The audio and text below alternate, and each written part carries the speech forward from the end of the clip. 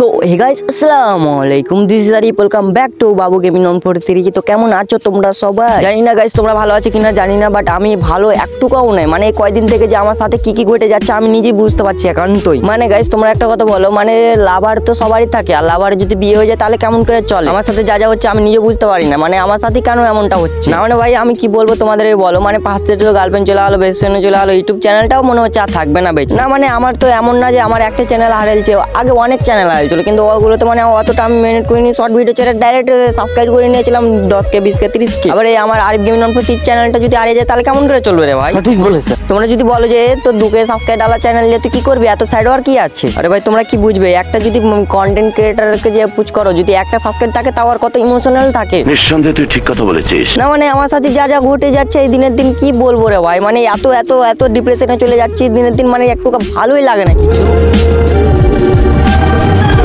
তোমরা তো জানতে যে আমার আরিফ গেমিং অন 43 চ্যানেলটাতে আমি রোস্টিং ভিডিও বানাতাম, কিন্তু তাতে কোনো আমার স্ট্যাক আসেনি, কোনো প্রকারের ওয়ার্নিং স্ট্যাক এসেছিল একটা, কিন্তু স্ট্যাক আসেনি। আর একটু করে মানে ভালো কন্টেন্ট যদি মেক করতে যায় তাহলে মানে স্ট্যাকের উপরে স্ট্যাক খেতে হয়, তাই না? মানে গাইস কি ইউটিউব টিম মানে গাঁজা খেয়ে আছে না কেমন কি রে ভাই? মানে যেগুলো মানে 18+ নেগেটিভ ভিডিও ওগুলোতে আমার কিচ্ছু না, মানে ভিউ আসবে, আর যেগুলো ভালো মেকিং করবো এডিটিং করবো ওগুলোতে ভালো আসবে না একটা। না মানে আমি তো চ্যানেলটাতে দেখতে পাচ্ছি রোস্টিং ভিডিও তো অনেক গালাগালি করতাম, কিন্তু মানে অনেক 18+ হয়ে যাচ্ছে, কিন্তু আমার 18+ তো হয়নি এখনো বয়স, কিন্তু তাও 18+ ভিডিও ছাড়তাম, ভালো লাগতো না আমার নিজে, কি ভালো লাগতো। তার জন্য আমি কন্টেন্ট মানে কমেডিয়ান কন্টেন্টে গেলাম, তারপরে তখন কমেডি 2-3টা ভিডিও ছাড়লাম, তারপর তখন আমি ভাবছি যে একটা অ্যাকশন শর্ট ফিল্ম বানা যাক। তারপর যদি অ্যাকশন শর্ট ফিল্মটা আপলোড করা গেল, ফার্স্ট অফ অল তো আমি মানে থার্ড চ্যানেল যাকে বলে ওটাতে আমি আপলোড দিয়ে দেখলাম যে স্টেক আছে কি কিছু দেখছি, তো মানে ওটাতে কিচ্ছু অ্যাকশন কিচ্ছু আসেনি, মানে কমেডি গাইডলাইন। এটা আমি ভাবছি যে ও তাহলে তো ভালো হয়েছে, আমি অনেক কি করলাম, তারপর তখন স্টেক আইলো না, তো আরো ভালো। যেটা তখন আমি মেন চ্যানেল যখন ছাড়লাম তার 10 মিনিট মাত্র 10 মিনিট এর মধ্যে তারপর দেখছি আমার নোটিফিকেশনে মানে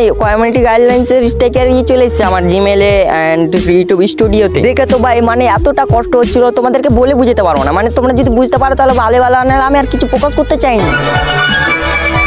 জানি না এখন কেমন করে কি হলো, কিন্তু 2 সপ্তাহ অবধি মানে আমি কিছু কন্টেন্ট আপলোড দিতে পারবো না, কিন্তু এই চ্যানেলে তোমরা সাবস্ক্রাইব করে রাখো, এই চ্যানেলে ভিডিও আসবে। কিছু বলার নেই আর, কারণ সব তো ছেড়ে চলে যাচ্ছে, তো আর কি বলার আছে।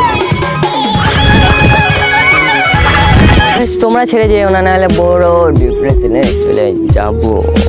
সো এরপরে আমার এক্সের জন্য কথা, মানে কিছুদিন আগে তার বিয়ে হয়েছে, তারপর তখন মানে ওর কমিউনিটি মনে করতো ঢং বেড়ে গেছে। তা আমি দেখতে গিয়েছিলাম আমার ফেসবুকে, তারপর দেখতে পেলাম ও মাগু আমার থেকে বেশ কাউকে খুঁজতে গেছিল, কিন্তু পেলে একটা ড্যাশ।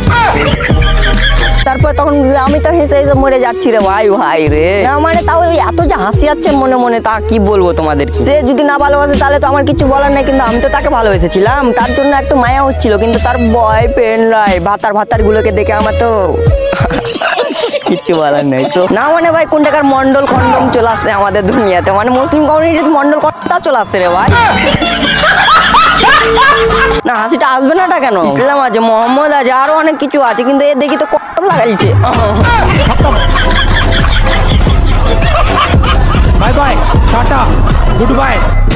পাচ্ছিলাম না, কিন্তু এই ভিডিওটা অনেক দিন থেকে মানে এডিটিং করছিলাম, কিন্তু একটু কাজের জন্য মানে ডিপ্রেশনের জন্য এডিটটা করতে পারছিলাম না। কারণ আজকে দেখতে পেলাম আমার এক্স আমাকে মেসেজ করে বললো যে আমাকে নিয়ে আর কিছু বলবেন, তার জন্য আরো অনেক ক্লিপ ছিল, কিন্তু ওগুলো বাদ দিয়ে দিলাম, কারণ ও আর আমার মধ্যে সব ক্লিয়ার হয়ে গেছে, মানে যত যা ছিল। কিন্তু এখন যদি ওই বাড়াবাড়ি করে তাহলে যে ক্লিয়ার থেকে মানে ডিফারেন্ট হয়ে যাবে। আমি জানি তুই আমার ভিডিওটা দেখছিস, তার জন্য তো আমি মানে ভিডিওটা আর কিছু বললাম না। যদি এরপরে যদি অফলাইন ছাড়া যদি অনলাইনে যদি কিছু রিকোয়েস্ট করিস তাহলে তো বুঝতে পারছিস কি হবে। দেখো গাইস তোমাদের ভাবি ধরে পেয়ে নিয়েছি এখন 3 জানুয়ারি, মানে 3টা আমার এক্স হয়ে গেছে, তার জন্য 3 জানুয়ারিতে আমার বার্থডে, তাও ওই সময়তেই আমি বিয়ে করবো। এখন কোন বছরের কি কোন ইয়ার ওটা জানি না রে ভাই। আর এই ভিডিওটার ভয়েসটা একটু না ক্লিয়ার হতে পারে, কারণ বাড়ি থেকে যদি ভয়েস দাও তাহলে কেমন কি শব্দ আসে সেটা তো ব্যাকগ্রাউন্ড নয়, কি বুঝতে পারছো।